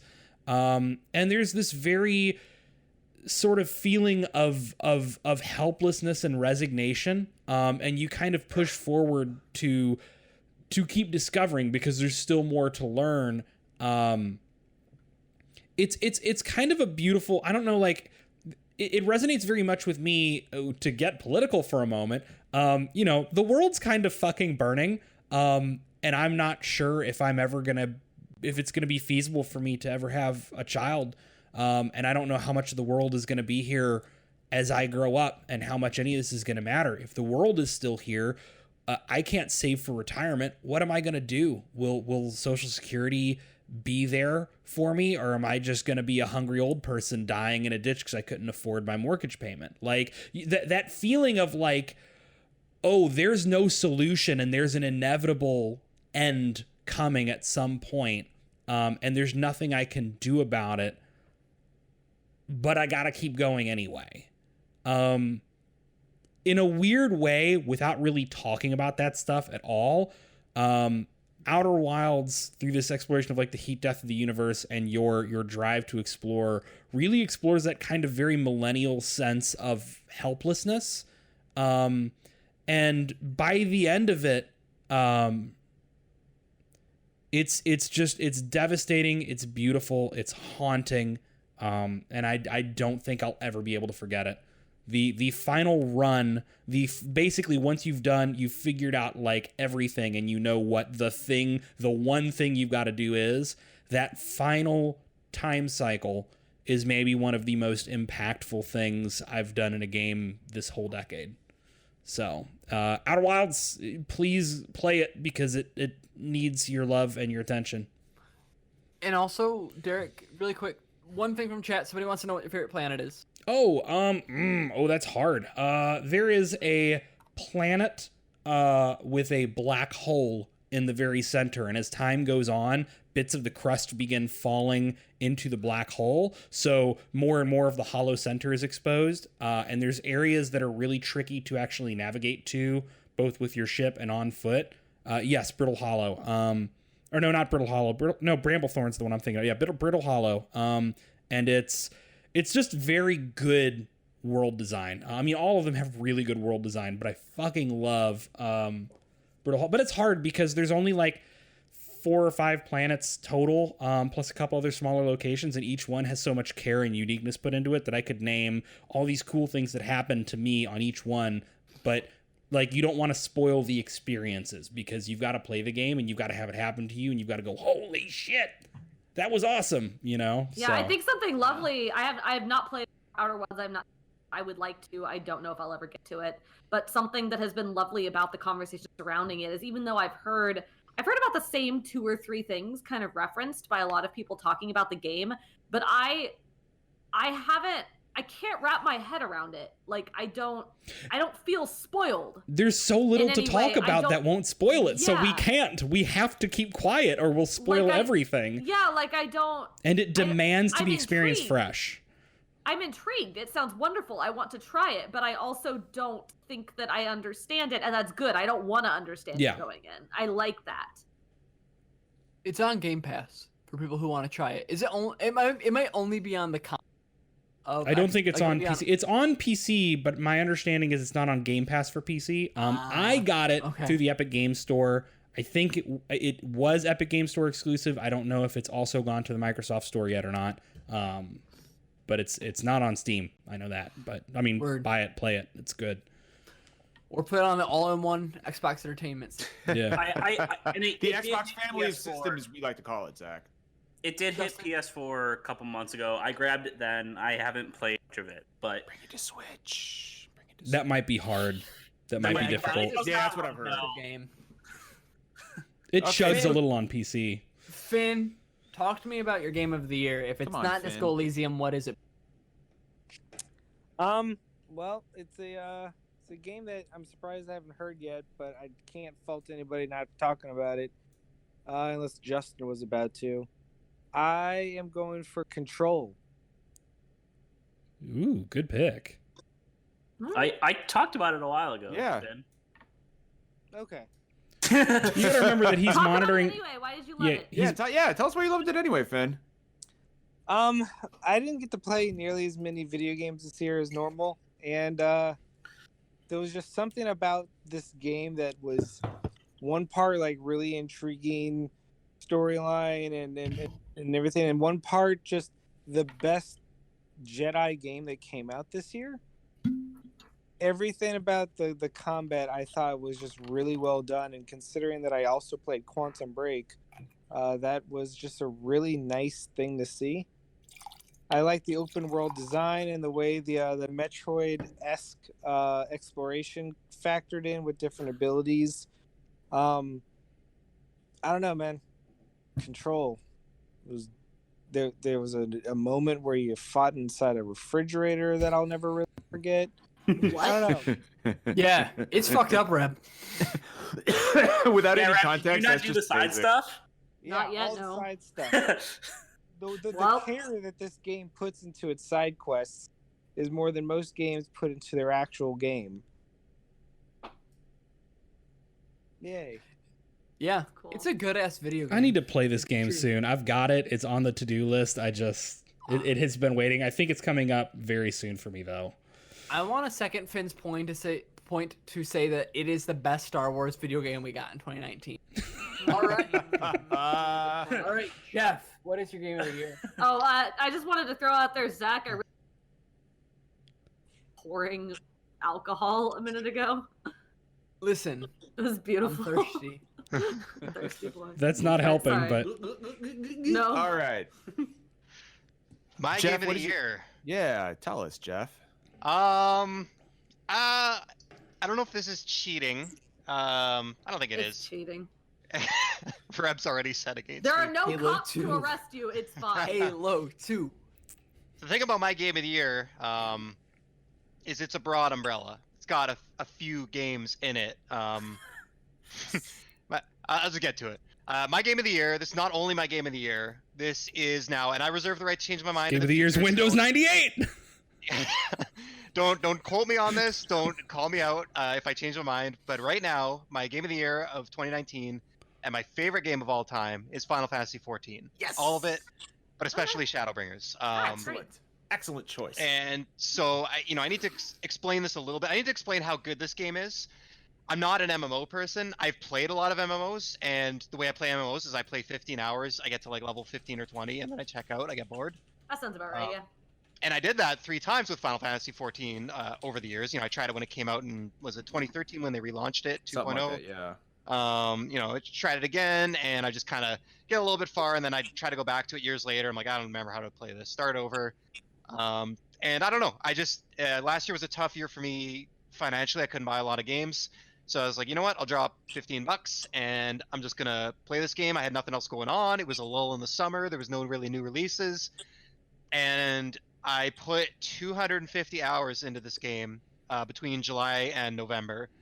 And again, to give context to that, other than that, my most played game is Skyrim at like 100 hours, and then I've never put more than 50 hours into a game. So like, for me to put this amount of time into this game alone speaks to how good it is. Now, this is also a tough one because people hear how much I love it, and you'd think I'd recommend it, but like, I don't recommend it to a lot of people because it's an like for It's an all the MMO. It For all the is great things I love an about it. MMO. It is an MMO. It is an MMO ass MMO is how I described it earlier. If you do not like the gameplay of MMOs, you probably will not like the gameplay of 14. That said, I have played a decent number of MMOs.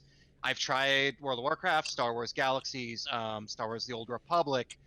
I tried a bit of Guild Wars. Like I've dipped my toes in enough of them that I know that if you do like MMOs, this is one of the better playing ones. It feels good and it's fun and it's satisfying. The other problem is the story. I enjoyed the base story from the original relaunch of the game. A Realm Reborn is what it's called. That's like kind of your level 1 to 50 story. But it's got some really bad. It's just inconsistent. There's some fun, lighthearted stuff, and then there's just some like it's meandering. It's all over the place. It takes forever. There's 100 quests you have to do between finishing the base game and getting to the first expansion, and they are just, again, I like them, but looking at it objectively, they're just teleport from one location to another, talk to a person, go back. Like it's mind-numbing stuff, and it sucks that you have to get past. It took me, I think, 40 or 45 hours to get through all this, and I like rushed through it. And it sucks that you have to get through all this, but when you do, you get to the expansions, Heaven's Ward, Stormblood, and Shadowbringers, And just in the context of my Game of the Year talk, I'm only going to talk about Shadowbringers.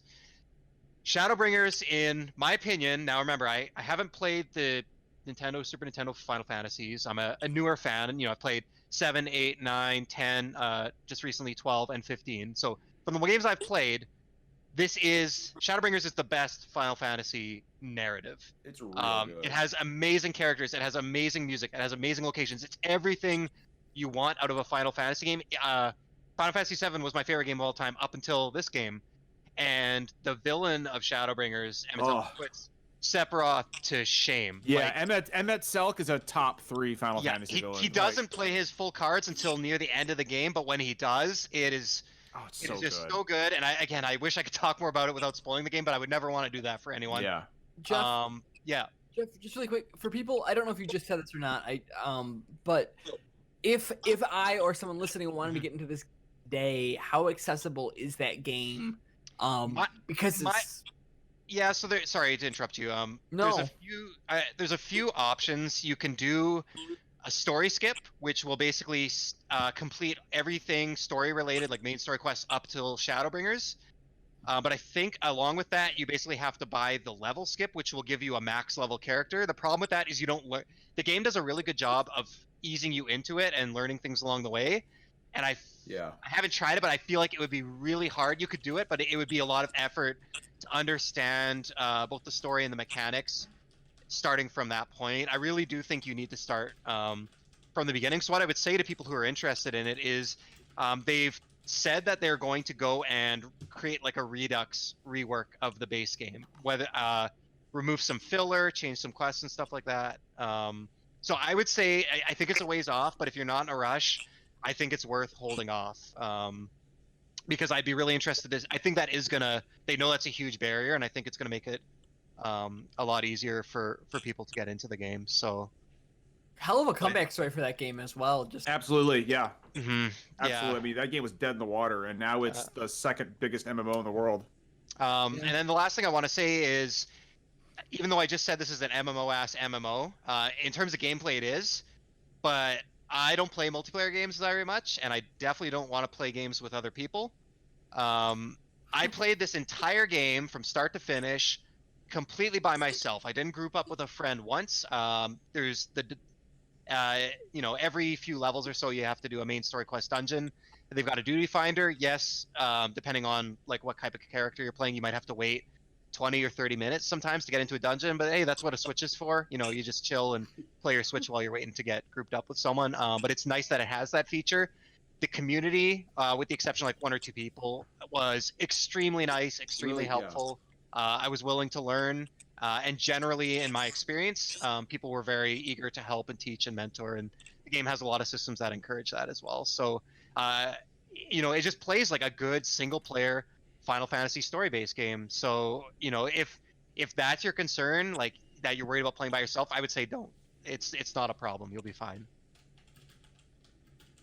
Word. So just to kind of piggyback off that real quick, Shadowbringers is I'll just agree with Jeff. It's one of the best Final Fantasy, and this is coming from somebody who played every single Final Fantasy game and every single Final Fantasy spin-off just about. It's one of the best. It has one of the best narratives of the entire series, and the villain Emmet Selk is right up there with guys like Kefka for me. Like he's just a extremely well-written villain. And like Jeff said, by the time he plays his cards at the end, it's just I can't say anything else without spoiling it. But and Ardbert, so Ardbert is kind of the not your player character, but other than you, he's kind of like would you call him the protagonist, John? Yeah. You learn a lot of the story kind of through him and his stories and what happened to his companions and stuff like that. And the same thing, the way it slowly doles out those little bits of information, and you learn more about the world and what happened to him is I hear it. Yeah, absolutely. No, Jeff, that was great. I fucking love Shadowbringers. I love Final Fantasy 14. Okay, I guess it's my turn, huh? Yeah. Yeah, Okay. wrap it up, John. Yeah, I'll wrap it up. Do you feel the tension and fear? Everyone's scared. It's gonna be Bassett Ball. Ball! Bassett sweet ball. So the obviously, third my year game of of the year is Crypt of the Serpent King. I just no. We So, beat that motherfucker though. There were a lot of games I loved this year. I loved Resident Evil 2. I loved Shadowbringers. I loved Link's Awakening. I loved Fire Emblem. I loved Luigi's Mansion. There were so many good games this year that I loved. But I knew the minute I finished Sayonara Wild Hearts that it was my game of the year. Wow. And I'll tell you why. You can get through Sayonara Wild Hearts in about an hour and a half. About an hour and a half. 2 hours if you are if you're kind of taking your time and you know dying a lot. But my wife has been living in extreme amounts of pain for several years now, and much like me, she has been dealing with anxiety and depression. She walks with a cane now.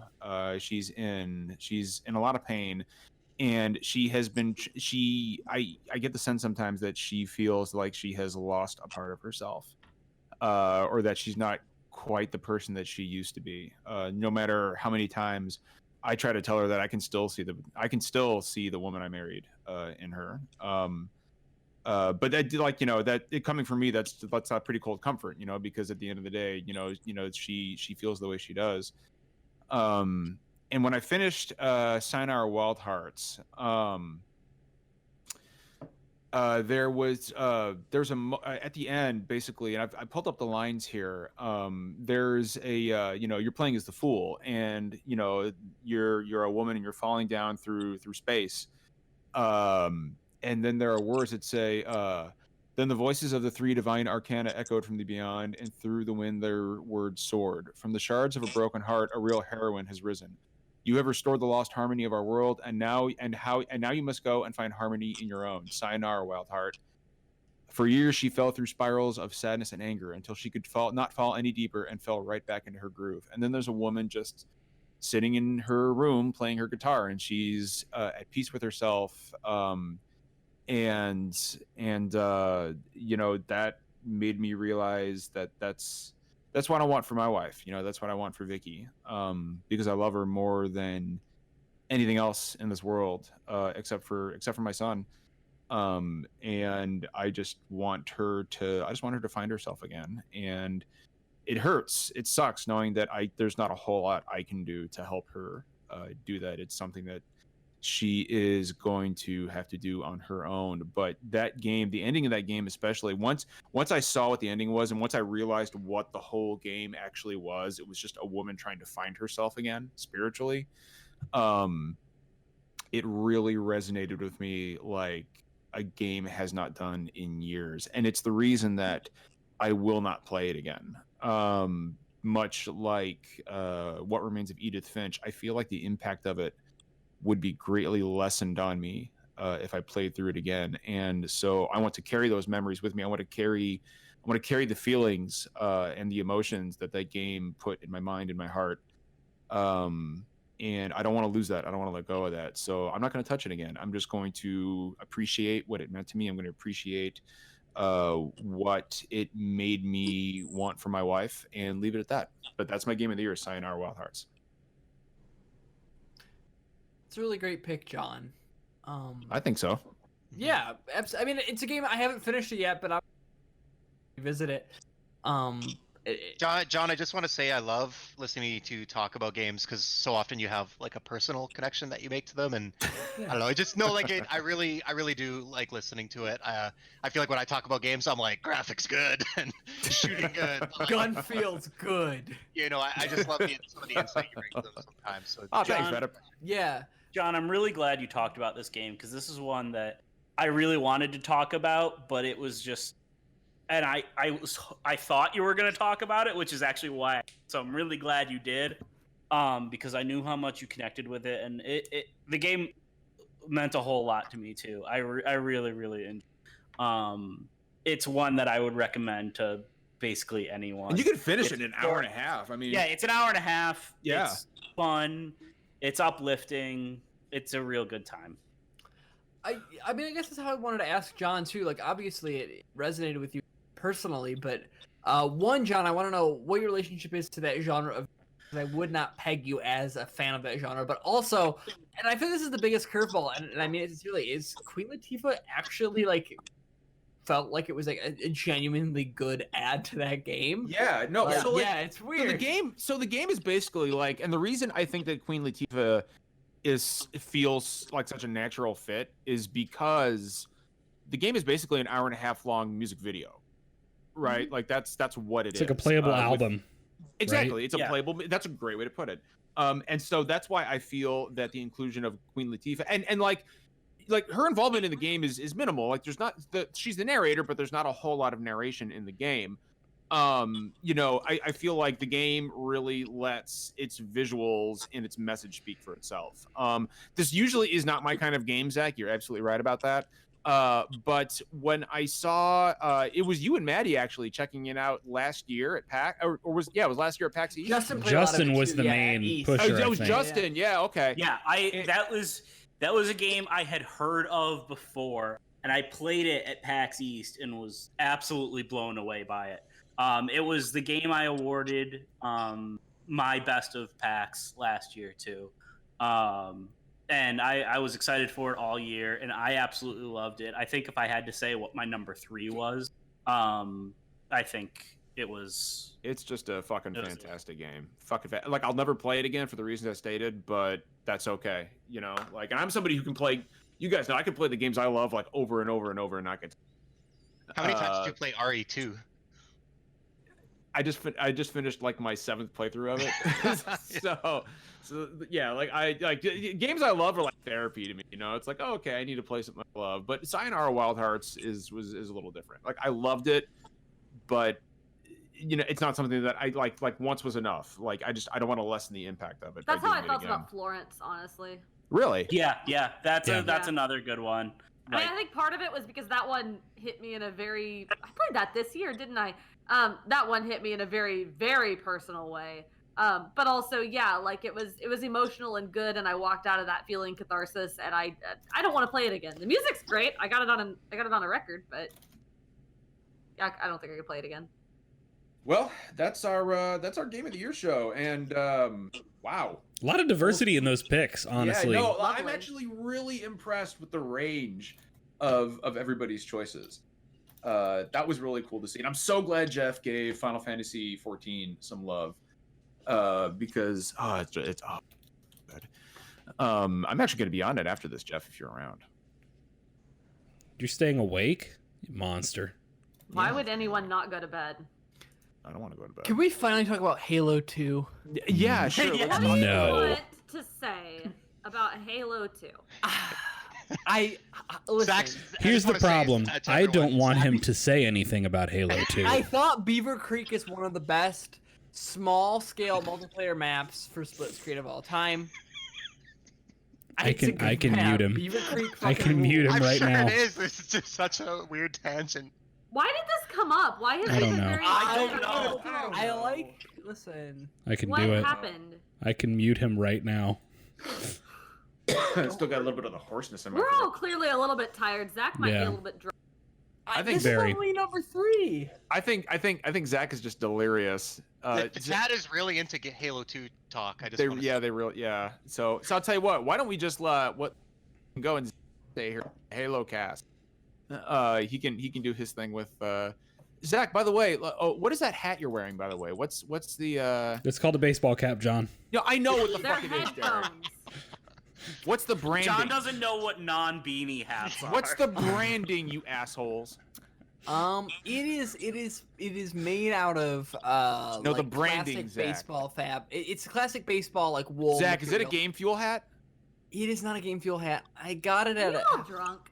Bon Iver concert. John. Zach's fucking wasted. Zach's really No, no, no. dancing around with on that hat. Zach, Y'all, it is There's 10:50. laughs on, bro. Zach's got a fucking this has gamer been a hat on. long You wanna know show. how much money I paid for this hat? John, This you stupid have a Bon fucking Iver. gamer hat I'm on. gonna- No, This is a you gamer don't. beanie. It's a beanie, not I'm gonna a hat. cut you all We off need if we don't hats. wrap this show up. All right, I have that power. let's wrap this shit. Let's wrap. Wow. This Go shit. the Thank fuck you to so much. sleep. Thank you so much, everybody, for tuning in to 2019 Game of the Year episode. This was great. A lot of good choices. Please don't forget, I'm going to hammer it home so nobody forgets it.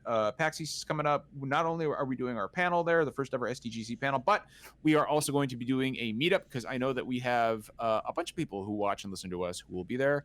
And as soon as we determine the day and time for the meetup, we will let you know. Does anybody have anything else before we get out of here? No. No? I love you all. All right. Well, hey, it's not always poetry. We don't always agree, but so take care of each other. Bye-bye.